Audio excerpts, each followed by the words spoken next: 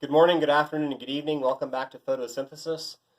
Remember, photosynthesis, the word has two pieces, light and making stuff. The process of photosynthesis has two steps. The two steps are the photo part, which is harvesting energy from light. The second step is using that energy to turn carbon dioxide and water into sugar. We're up to the second step.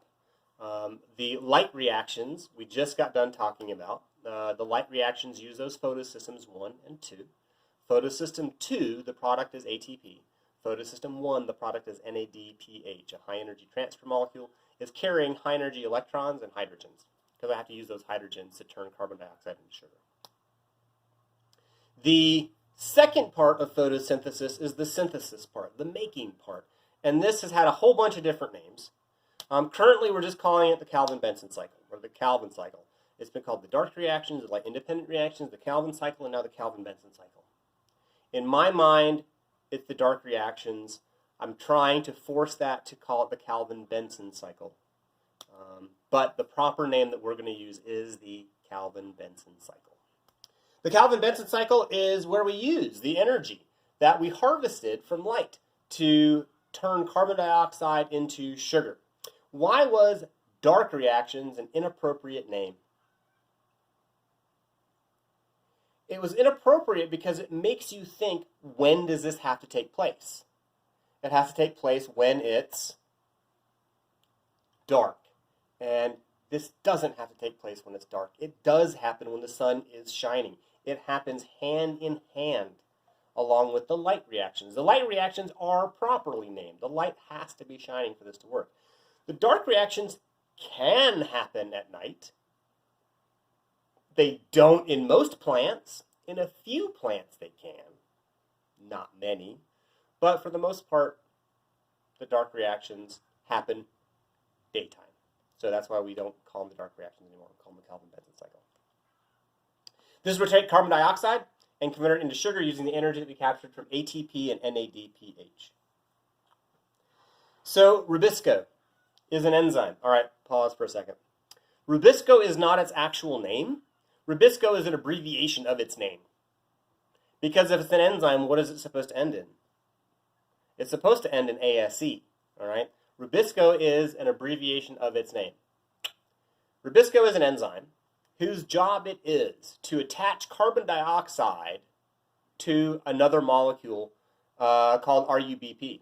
RUBP is not its name. It's an abbreviation of its name. You don't need to know its name. Its actual name is ribulose bisphosphate.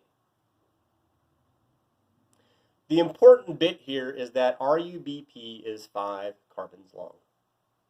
Carbon dioxide, CO2, has how many carbons in it? 1. Rubisco's job is to attach carbon dioxide to a 5-carbon molecule, making it what? A 6-carbon molecule. The problem is this 6-carbon molecule is unstable, and it quickly falls apart into 2 3-carbon molecules. These 2 3-carbon molecules are called PGA. These are low-energy molecules. What should I do with low-energy molecules to turn them into high-energy molecules? Add energy to them? Yes, we're going to add energy to them. Where's that energy going to come from?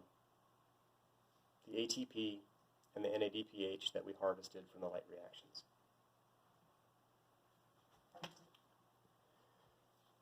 Plant cell. Plant cells have lots of chloroplasts. Here's one chloroplast. The light reactions take place in the thylakoid membrane. The Calvin-Benson cycle takes place in the stroma outside of it, just in the goop in the chloroplast. We're still in the chloroplast. We're not doing stuff in the general plant cell. We're still within our little organelle, our tied up little organelle. The light reactions take place here. The Calvin-Benson cycle is going to take place out here in the stroma. The energy molecules that we made as part of the light reactions are going to be used to power this thing that we call the Calvin cycle, the Calvin-Benson cycle. So in the stroma, there's going to be dissolved carbon dioxide. The plant's going to bring carbon dioxide in. I take a carbon dioxide molecule, which is 1 carbon, and I add it to a 5-carbon molecule called RUBP. 1, 2, 3, 4, 5. There's an enzyme that does that. Remember, we have to use enzymes to make reactions happen because most of the time they happen at too hot. The job of the enzyme is to bring the temperature down. Rubisco's job is to attach carbon dioxide to RUBP. 1 plus 5 equals 6. The problem. What's the problem with that new 6-carbon molecule? It is unstable, and so it falls apart. It falls apart into 2 3-carbon molecules. These 2 3-carbon molecules are called PGA. I take the energy that I made in the light reactions, and I pump that energy into PGA, turning it into a new molecule, a high-energy molecule called G3P.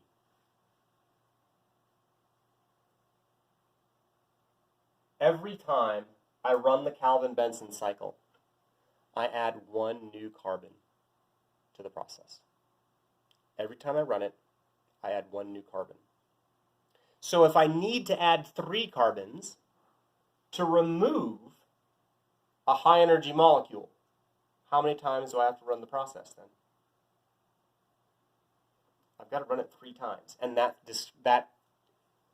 explains why there's 3's in front of these things. I've got to run it 3 times to add enough carbons to the process to be able to pull 1 of these out. How many carbons are there in sugar? What's the formula for sugar? C6H12O6. How many carbons? 6. How many did I just pull out here?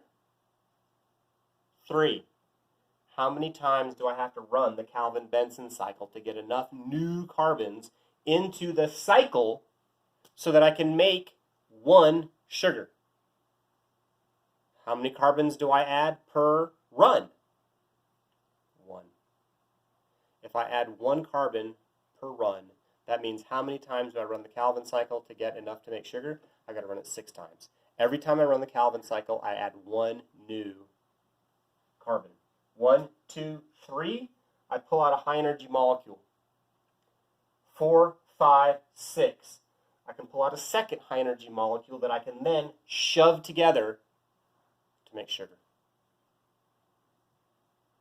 This is the Calvin-Benson cycle. And because it's a cycle, what do you have to do at the end? What do you end with?